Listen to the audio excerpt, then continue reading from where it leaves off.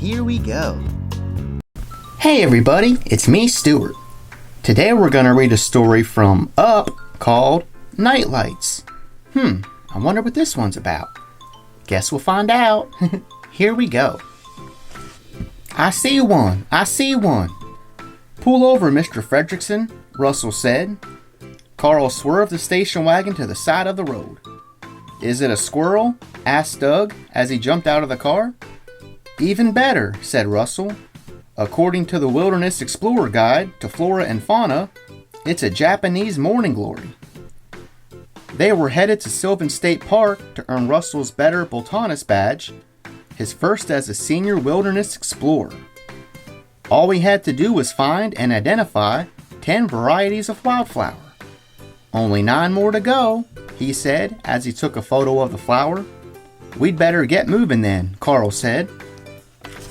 He's looking for flowers. That's a pretty one right there. As they drove, Russell looked at the flowers in his field guide. Wow, this book has everything in it, he said. It has sunflowers, it has butterfly milkweed, it has purple wisteria. Does it have a ghost crocus? Asked Carl with a sly smile.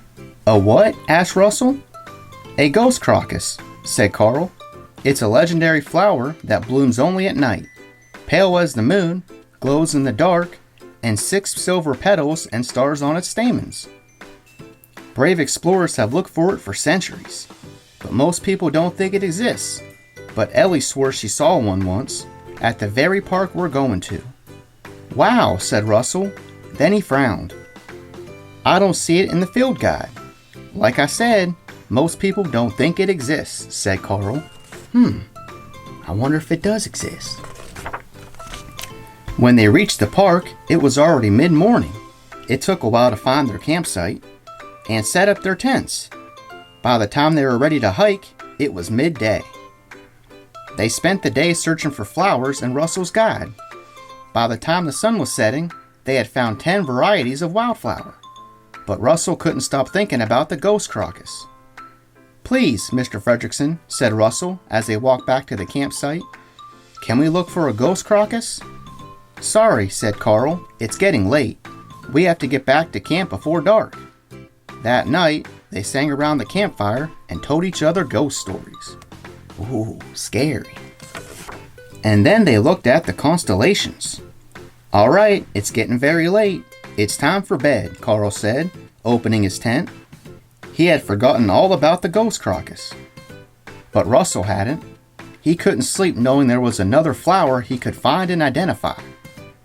Hiking at night might be dangerous for a junior wilderness explorer, but Russell was a senior wilderness explorer. He knew he could handle it. Let's go, Doug, he whispered. We're gonna go fetch something.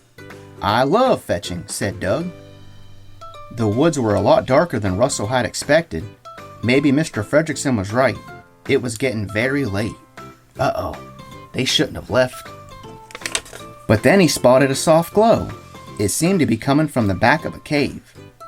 What he didn't see was the steep drop. Too late. He tumbled down into the mouth of the cave. Oh no, are you okay? Said Doug. Doug didn't hear a response from the cave, so he ran back to the campsite.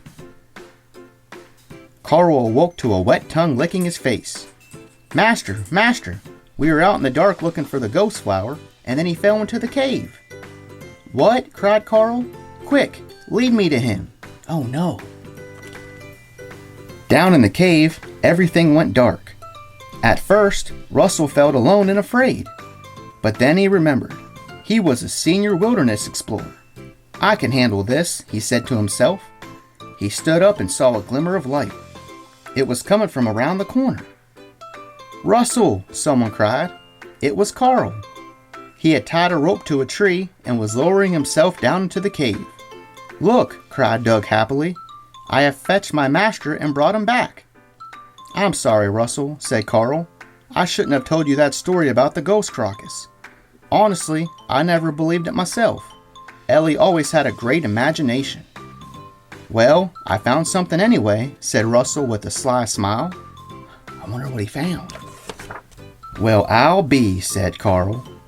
He found the ghost crocus. Beautiful. The next morning, Russell, Doug, and Carl packed up their things and headed back home.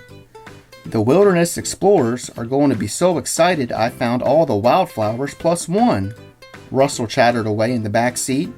Thank you, Ellie, Carl whispered with a smile. The end. Wow, that was a good story. He was on a journey to find all them flowers and he found them, and he found the ghost crocus. He shouldn't have won away from his guardian. He, could have gotten some big trouble, but he found them and everything worked out. Good. Alright, well thanks for watching. Be sure to check out my other videos. See ya!